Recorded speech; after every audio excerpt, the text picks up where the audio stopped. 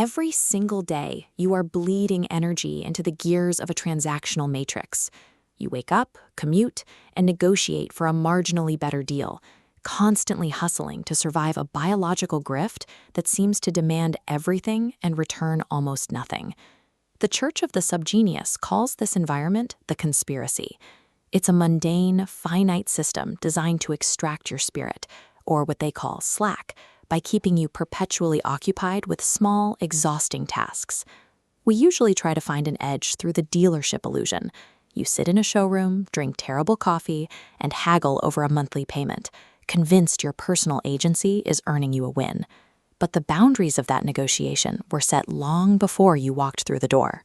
This persistent exhaustion suggests that the game isn't just difficult to win. It suggests the rules themselves might be built on a structural, logical failure. This failure is captured by Arrow's impossibility theorem. It proves that ranking choices in a finite system inevitably collapses into logical contradictions. To resolve this, math requires a forcing function, an invisible dictator overriding human agency to make the final call. In a finite economy, this dictator corners you into a predetermined region of debt or compromise.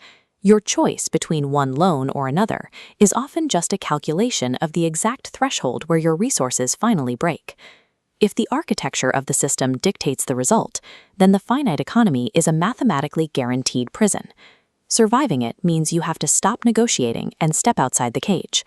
Finding that exit requires a new set of rules, the personas of arithmetic. These axioms function as a mathematical map for reclaiming your slack by aligning your mind with the infinite.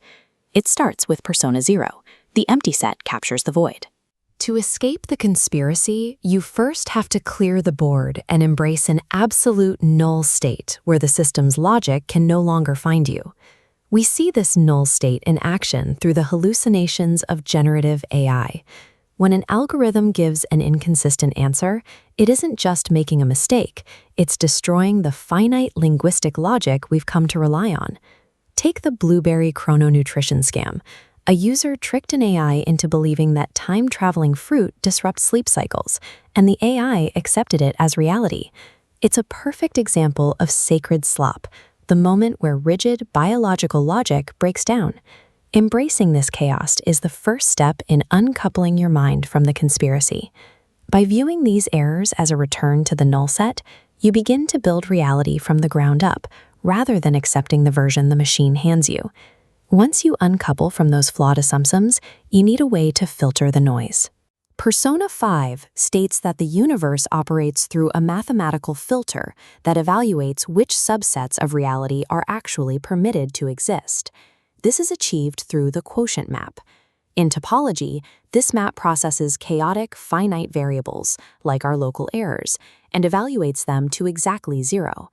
This operation ignores past errors, preserving only the unbroken, infinite tail of the data, scrubbing away contradictions to maintain the whole. This mathematical scrubbing is the structural equivalent of grace.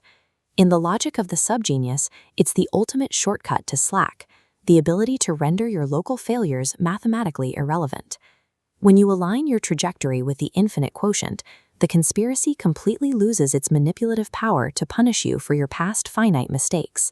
You finally moved entirely beyond its reach. This brings us to the final stage of the framework, Persona 14, the enlightened shape filter with finality. Enlightenment, in this sense, is the moment you recognize the sheer absurdity of the finite transaction. It is the realization that battling a hallucinating algorithm over the price of a car is a waste of your limited energy. You are fighting for depreciating metal that is already dissolving into dust. This is where the framework redefines the subgenius pursuit of slack. It isn't a state of laziness, it is a state of calculated detachment. You are simply choosing to stop investing your spirit in a rigged, finite game. Real intellectual strength means walking away from the biological grift and finding a place where no algorithmic dictator can reach you. To maintain that distance, you follow the 7 mandates of dissemination. This is the survival guide for those who wish to live outside the digital noise. It requires an aesthetic vow. You abstain from politics, pop culture, and commercial distractions. You strip away the comforts that the conspiracy uses to keep you tethered to the finite. Instead, you step out of the economy and stand before a chalkboard to calculate the void. This analog mathematics serves as an immovable anchor. It forces your mind into logical action, creating a physical boundary the conspiracy cannot cross. The Church of the Subgenius was right about the need for slack all along. We just needed the topology of the